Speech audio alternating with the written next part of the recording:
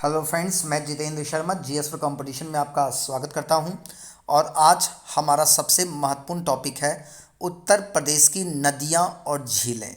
Friends, ये ऐसा topic है कि अगर आपने इसको तैयार कर लिया तो मान के चलिए कि आप अपने एग्ज़ाम में कम से कम एक क्वेश्चन ज़रूर पकड़ेंगे।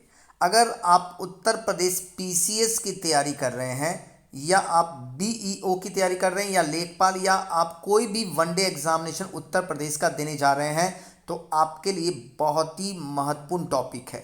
इसको रट जाइए अच्छी तरह से। मैं कोशिश करूंगा कि आपको पूरी तरह से यहीं पर याद करा दूं। चलिए फ्रेंड्स, उत्तर प्रदेश की नदियां और झीलें देखते हैं। अगर हम उत्तर प्रदेश की बात करें तो उत्तर प्रदेश की नदियों का उद्गम स्थल के आधार पर इसे 3 भागों में बांटा गया है। यानी उत्तर प्रदेश की नदियों को 3 भागों में बांटा जा सकता है या बांटा गया है। पहला, हिमालय से निकलने वाली नदियाँ जैसे गंगा, यमुना, रामगंगा, काली, गंडक, सरयू आदि नदियाँ जो वर्ष भर जल इसमें रहता है तथा हिमालय क्षेत्र से निकलती हैं।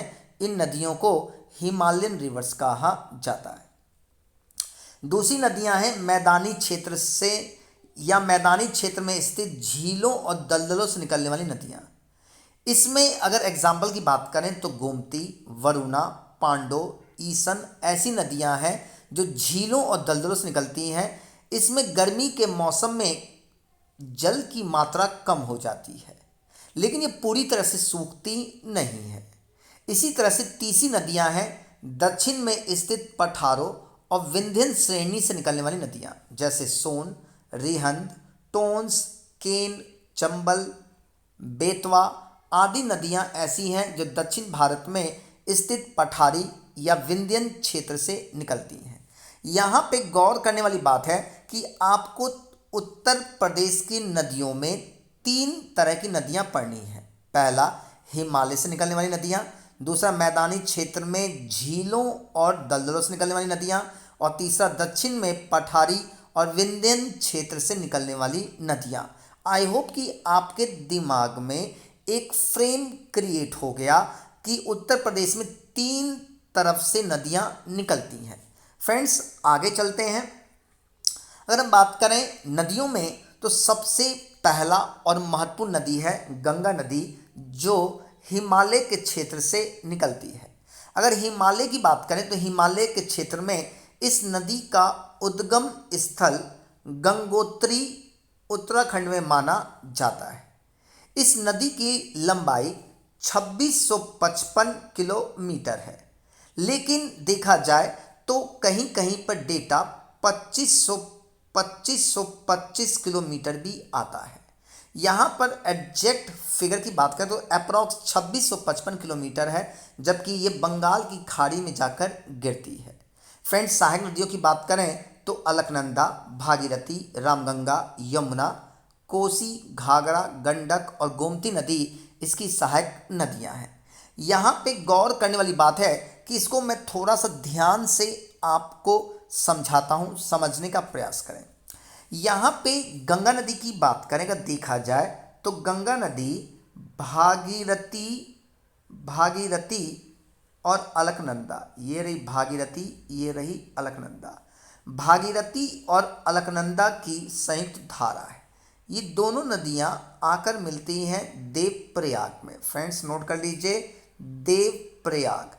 देवप्रयाग जो है उत्तराखंड में है। यानी कि गंगा नदी भागीरथी और अलकनंदा की संयुक्त धारा है और ये दोनों नदियाँ उत्तराखंड के देवप्रयाग में मिलती हैं। देवप्रयाग के बाद मिलने के बाद ही इसका नाम गंगा पड़ता है। इसे गंगा के नाम से जाना जाता है। क्लियर? गंगा नदी उत्तर प्रदेश में सहारनपुर क्षेत्र में आकर प्रवेश करती है। यानी जैसे उत्तर प्रदेश में आती है, उत्तर प्रदेश के सहारनपुर से लगा हुआ एक डिस्ट्रिक्ट है आपका बिजनौर। बिजनौर में ये एंटर करती है गंगा नदी। यानी बिजनौर में सबसे पहले एंटर करती है और बिजनौर से एंटर करने के बाद ही इसका नाम गंगा पड़ जाता है। गंगा आगे बहते हुए उत्तर प्रदेश से आगे बहते हुए बिहार वेस्ट बंगाल होते हुए सीधे बंगाल की खाड़ी में गिरती है। यद्यपि बांग्लादेश में इसे पद्मा के नाम से जाना जाता है। नोट कर लीजिए, बांग्लादेश में इसे पद्मा के नाम से जाना जाता है। I repeat again, if it is about the Ganga, river Ganga is combined stream of Bhagirathi and Alaknanda which meets near Devprayag and after the Devprayag it is called Ganga. Ganga is also known as Padma in Bangladesh. यहाँ पे नोट करने वाली बात है, it's very very most important. I hope कि आपको यहाँ पे समझ में आ गया हो। फ्रेंड्स, अगर चित्र की बात करें तो चित्र में गौर से देख रहे हैं। चित्र में अगर यहाँ पर अगर प्रयास करें तो देखिए यहाँ पे पूरा का पूरा गंगा नदी दिया हुआ है। ये रहा पूरा का पूरा गंगा नदी का चित्र बना के आपको दिया हुआ है। सीधे सीधे गंगा नदी आती है और सीधे फिर बांग्लादेश में यहाँ पर बिहार होते हुए बांग्लादेश में एंटर करती है। इसी का मैंने आपको डायमेंशन यहाँ पे समझाया था। आई होप कि क्लियर हो गया हो। आपसे एग्ज़ाम में क्वेश्चन इस तरह से यहाँ पर पूछेगा कि गंगा नदी किन दो नदियों की संयुक्त धारा है। तो फ्रेंड्स, आपको जवाब देना है भागीरथी और अलकनंदा की संयुक्त धारा है। पहले तो समझ में ये आ गया। कहाँ पे मिलती हैं? देवप्रयाग में मिलती हैं। देवप्रयाग के बाद इसका नाम क्या पड़ता है? गंगा। और उत्तर प्रदेश के किस जिले में एंटर करती हैं? बिजनौर। और बांग्लादेश में इसे पद्मा के नाम से जाना जाता है। आई होप क्लियर हो गया हो। चलिए फ्रेंड्स, आगे बढ़ते हैं गंगा नदी से संबंधित। और गंगा नदी की बात करें तो उत्तराखंड में बहती हुई गंगा उत्तर प्रदेश में बिजनौर, देखिए यहाँ पर लिखा हुआ है, बिजनौर जिले में प्रवेश करती है।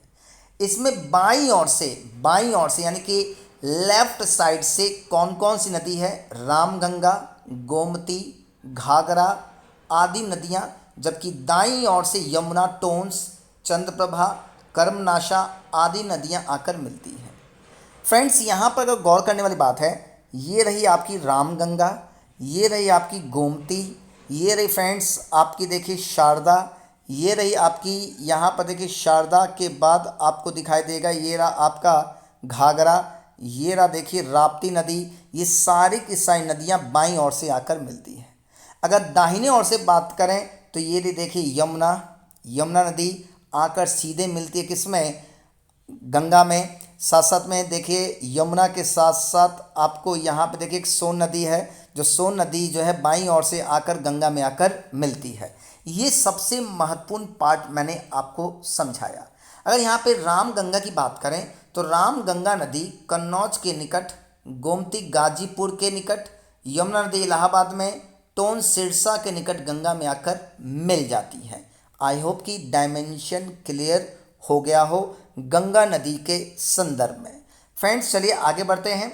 अगर हम आगे देखें यमुना नदी के बारे में, अगर यमुना नदी की बात करें तो यमुना नदी उत्तराखंड में बंदरपूछ पर्वत के यमुनोत्री हिमनद से निकलती है। 1376 किलोमीटर इसकी लंबाई है और इलाहाबाद में गंगा में जाकर मिल जाती है। साथ साथ में इसकी सहायक नदियाँ चंबल, बेतवा, गिरी और केन है। इसका प्रवेश सहारनपुर के फैजाबाद नामक स्थान पर होता है। यानी यहाँ पे गौर करने वाली बात है, ये रही आपकी यमुना नदी। देखिए यहाँ पे जो ब्राउनिश कलर दिया हुआ है, ये पूरा का पूरा ब्राउनिश कलर जो है ये यमुना नदी है। यमुना नदी ऐसे बहते हुए सीधे जाकर आपकी गंगा में जाकर मिल जाती है। Yamuna originate from the Yamunotri glacier, Yamunotri glacier से निकलती है। निकलने के बाद सहारनपुर जिले के फैजाबाद नामक स्थान पर उत्तर प्रदेश में प्रवेश करती है। जाके अंततः ये गंगा में जाकर मिल जाती है। इसकी सहायक नदियों में चंबल, बेतवा, गिरी और केन सबसे महत्वपूर्ण नदियां हैं। आई होप क्लियर हो गया हो। इसको भी अच्छी तरह से याद करना है हमें। चलिए नेक्स्ट रिवर पे आगे बढ़ते हैं। अगला रिवर देखिए, यहाँ पे आपका गोमती नदी दिया हुआ है। गोमती नदी की बात करें, यहाँ पे चित्र में देख रहे हैं, ये रही आपकी गोमती नदी। गोमती बिल्कुल मार्क मैंने कर दिया टू द पॉइंट। गोमती नदी उत्तर प्रदेश के पीलीभीत जनपद से निकलती है। इसकी लंबाई 940 किलोमीटर है। अंततः गाजीपुर के निकट गंगा में जाकर मिलती है। इसकी सहायक नदियों की बात करें, जोमकोई, बरना, साई और गच्छा ये इसकी सहायक नदियां हैं जो सीधे गोमती में आकर मिलती हैं और गोमती डायरेक्ट जाकर गंगा में मिल जाती है। यानी आपसे क्वेश्चन पूछा है कि गोमती नदी उत्तर प्रदेश के किस जिले से निकलती है? आंसर इस पीलीभीत। कहाँ पर मिलती है? गाजीपुर में जाकर गंगा से जाकर मिल जाती है। चलिए फ्रेंड्स, अगला नदी देखते हैं, रामगंगा। रामगंगा नदी की बात करें तो उत्तराखंड के दूधातोली पर्वत से निकलती है। नोट कर लीजिए फ्रेंड्स, दूधातोली पर्वत से निकलती है आपकी रामगंगा नदी।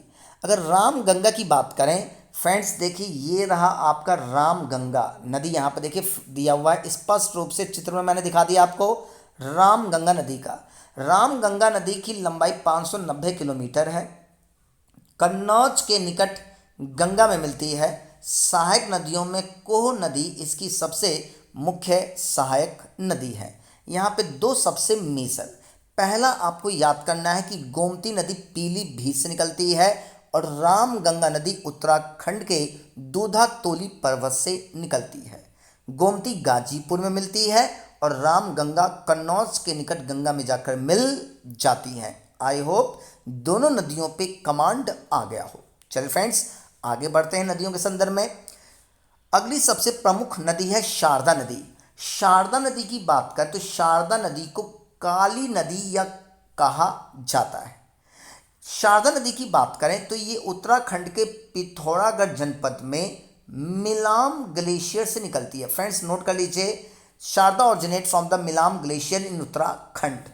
उत्तराखंड में मिलाम ग्लेशियर से निकलती है आपकी शारदा नदी। स्पष्ट रूप से अगर चित्र की बात करें तो चित्र में देखिए ये रहा इसका लोकेशन शारदा नदी का। शारदा नदी की लंबाई 480 किलोमीटर है और ये पीलीभीत जिले में प्रवेश करती है सबसे पहले। लास्टली ये घाघरा नदी में बहराम घाट के पास जाकर मिल जाती है। नोट कर लीजिए फ्रेंड्स, शारदा नदी घाघरा, देखिए फ्रेंड्स ये रहा घाघरा नदी। इसी यही शारदा जाकर पहले देखिए यहाँ पे इस पॉइंट पर घाघरा में जाकर मिल गई। अगर हम शारदा की सहायक नदियों की बात करें तो इसकी सहायक नदियों में देखिए सरयू, पूर्वी रामगंगा, दहावर, सुहेली, धरैया और लिसार, ये ऐसी नदियां हैं जो शारदा नदी की प्रमुख सहायक नदियां हैं। आई होप क्लियर हो गया हो फ्रेंड्स। चलिए फ्रेंड्स, आगे बढ़ते हैं नेक्स्ट नदी पे। अगर नेक्स्ट रिवर की बात करें तो अगला रिवर है घाघरा नदी। घाघरा की बात करें तो घाघरा का उद्गम स्थल तिब्बत में मापचा चुंगो हिमनद है। नोट कर लीजिए फ्रेंड्स, मापचा चुंगो हिमनद से निकलती है। Ghaghara originate from the Mapcha Chungo हिम ग्लेशियर इन तिब्बत।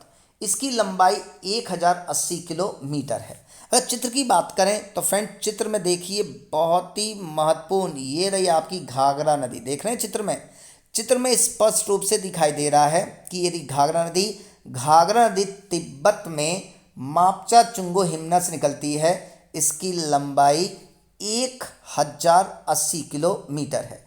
लास्टली ये बिहार में छपरा के निकट गंगा में जाकर मिलती है। इसकी सहायक नदियों में देखिए राप्ती, शारदा, छोटी गंडक, ये तीन सबसे प्रमुख सहायक नदियां घाघरा नदी की ट्रिब्यूटरीज हैं जो अपने आप में सबसे महत्वपूर्ण हैं। फ्रेंड्स अगले अगर हम रिवर की बात करें तो अगला रिवर है राप्ती रिवर, राप्ती नदी। फ्रेंड्स राप्ती रिवर की बात करें तो राप्ती नदी नेपाल के तराई क्षेत्रों से निकलती है। नेपाल के तराई रीजन से निकलती है, 640 किलोमीटर है और बरहास के निकट घाघरा नदी में जाकर मिल जाती है। फ्रेंड्स अगर चित्र में बात करें देखिए ये रहा राप्ती का लोकेशन जो बहुत ही महत्वपूर्ण है। आपको मैंने यहाँ पे दो नदियाँ अच्छी तरह से करा दिया। फ्रेंड्स आप बिल्कुल अंडरस्टैंडिंग करते चलिए, कहीं पर भी कोई दिक्कत नहीं होगा। बस एक बार लेक्चर को सुनते चलिए और कॉपी में नोट करते चलेंगे तो कहीं ना कहीं हो जाएगा। उत्तर प्रदेश पीसीएस के एग्जामिनेशन में यहीं से क्वेश्चन आते हैं, कोई बाहर से नहीं आते। अगर आपने इन डायमेंशन को पढ़ रहे हैं तो मान के चलिए कि आपका एग्जाम क्रैक होगा। चलिए फ्रेंड्स अगले नदी की बात करते हैं। अगली सबसे महत्वपूर्ण नदी है गंडक नदी। फ्रेंड्स गंडक देखिए चित्र में यहाँ पर देख रहे हैं, ये गंडक का लोकेशन यहाँ पे चित्र में दिया हुआ है। फ्रेंड्स गंडक नदी की बात करें तो गंडक नदी तिब्बत नेपाल सीमा पर धौलागिरी पर्वत से निकलता है। नोट कर लीजिए फ्रेंड्स, यानी Gandak originate from the Dhaulagiri mountain. Dhaulagiri mountain से गंडक नदी निकलती है। अगर हम इसकी लंबाई की बात करें तो इसकी लंबाई 630, जबकि भारत में 300 किलोमीटर लंबाई में बहती है। पटना के निकट लास्टली ये जाकर गंगा में मिल जाती है। इसकी सहायक नदियों में त्रिशूली गंगा सबसे प्रमुख है, साथ साथ में काली गंडक भी इसी की सहायक नदी है। आई होप फ्रेंड्स क्लियर हो गया हो।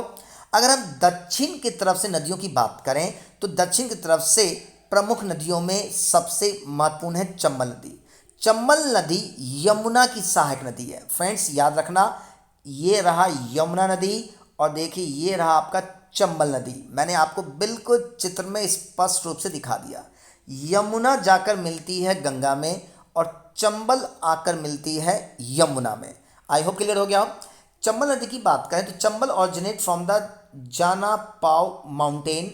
Then also I say that Chambal नदी मध्य प्रदेश में जाना पाव पहाड़ी से निकलती है। इसकी लंबाई अप्रॉक्स 966 किलोमीटर है और इटावा के पास, फ्रेंड्स नोट कर लीजिए, इटावा के पास यमुना नदी में आकर मिलती है, जो मुलायम सिंह का क्षेत्र भी है, संसदीय क्षेत्र, अतः ये सबसे महत्वपूर्ण। सहायक नदियों की बात करें तो पार्वती, नवाज, बनास, छिप्रा और दूधी ये इसकी प्रमुख सहायक नदियां हैं। फ्रेंड्स नोट कर लीजिए कॉपी में, पहले कोई भी दिक्कत नहीं है, आप आराम से नोट करिए, कहीं पे भी कोई दिक्कत नहीं होगी। अगर आपको नोट्स चाहिए तो आप मुझे मेल कर सकते हैं या कमेंट बॉक्स पे अपना नंबर दे दीजिए, मैं आपको इसका पीडीएफ भी भेज दूंगा, कोई दिक्कत नहीं है फ्रेंड्स। बस आप पूरी तरह से ईमानदारी से पढ़ते चलिए, जरूर एग्जाम में क्वेश्चन पकड़ में आएगा। चलिए फ्रेंड्स अगला देखते हैं। अगर हम अगले रिवर की बात करें तो अगला रिवर देखिए Betwa river. It's a very very most important. Betwa river की बात करें तो मध्य प्रदेश में ये रायसेन डिस्ट्रिक्ट से निकलती है। साथ साथ में इसकी लंबाई 480 किलोमीटर है। अगर हम यहाँ पे बेतवा नदी के लोकेशन की बात करें तो फ्रेंड्स देखिए लोकेशन में ये रहा बेतवा नदी। यही बेतवा नदी देखिए जाकर मिल रही है फिर से किसमें, यमुना में जाकर मिल जाती है। हमीरपुर के पास यमुना नदी में मिलती है। सहायक नदियों में धनास और बीना इसकी प्रमुख सहायक नदियां हैं। इस नदी को संस्कृत में फ्रेंड्स इसे वेत्रवती कहते हैं। नोट कर लीजिए फ्रेंड्स, वेत्रवती आपसे क्वेश्चन पूछेगा, उत्तर प्रदेश पीसीएस में पूछ भी चुका है, किस नदी को वेत्रवती के नाम से जानते हैं? आंसर इस बेतवा रिवर को वेत्रवती कहा जाता है। आगे अगर हम बढ़ें सोन नदी पर, it's very very most important. अगर सोन नदी की बात करें तो सोन नदी का उद्गम स्थल अमरकंटक है। फ्रेंड्स मध्य प्रदेश के अमरकंटक की पहाड़ियों से ये सोन नदी निकलती है। इस अमरकंटक की बात करें तो अमरकंटक से नर्मदा नदी भी निकलती है। नर्मदा, फ्रेंड्स नर्मदा और सोन दोनों ही नदियां अमरकंटक से निकलती है। सोन नदी अमरकंटक से निकलकर गंगा में आकर मिलती है। अगर हम चित्र की बात करें तो चित्र में स्पष्ट रूप से ये रहा सोन नदी। सोन नदी फ्रेंड्स देखिए ये रहा सोन नदी, यहाँ से निकलकर बिहार होते हुए सीधे गंगा में जाकर मिलेगा। क्लियर? यानी सोन ऑरिजिनेट फ्रॉम द अमरकंटक इन मध्य प्रदेश, यानी कि अमरकंटक से निकलती है। 784 किलोमीटर इसकी लंबाई है। लास्टली पटना के निकट गंगा में जाकर मिल जाती है। सहायक नदियों में रिहंद और घग्गर इसकी प्रमुख सहायक नदियां हैं। आई होप फ्रेंड्स कि उत्तर प्रदेश की नदियों पर एक आपका म्यूचुअल अंडरस्टैंडिंग क्लियर हुआ हो। चलिए फ्रेंड्स आगे बढ़ते हैं। अगर हम यहाँ पर उत्तर प्रदेश के लेक्स की बात करें तो लेक्स आपको सीधे डायरेक्ट जाकर रटने हैं, इसमें कोई ऑप्शन नहीं है, आपको सिर्फ रट जाना है। अगर इन उत्तर प्रदेश के प्रमुख झीलों को अगर आप याद कर लेते हैं तो इन्हीं झीलों में से एग्जामिनर क्वेश्चन पूछता है। एक बार कोशिश करिए, नोट करिए कॉपी में, कोई दिक्कत नहीं है, थोड़ा सा टाइम लगेगा लेकिन यू कैन डू दिस, आप कर सकते हैं। चलिए देखिए, पहला लेक है रामगढ़ ताल, गोरखपुर में है। बखीरा झील संत कबीर नगर में है। करेला झील लखनऊ में है। बड़ा ताल शाहजहाँपुर में है, सिरसी जलाशय मिर्ज़ापुर में है, टंडा दरी ताल मिर्ज़ापुर में ही है, भूगे ताल देखिए यहाँ पर दिया हुआ रायबरेली में है, लिलोर झील फ्रेंड्स बहुत ही महत्वपूर्ण, लिलोर झील बरेली में है। देखिए यहाँ पर दिया हुआ है, आपसे ये एग्ज़ाम में पूछा गया है, यूपी पीसीएस के एग्जामिनेशन में आपसे क्वेश्चन पूछा जा चुका है, अतः लिलोर झील बरेली में है।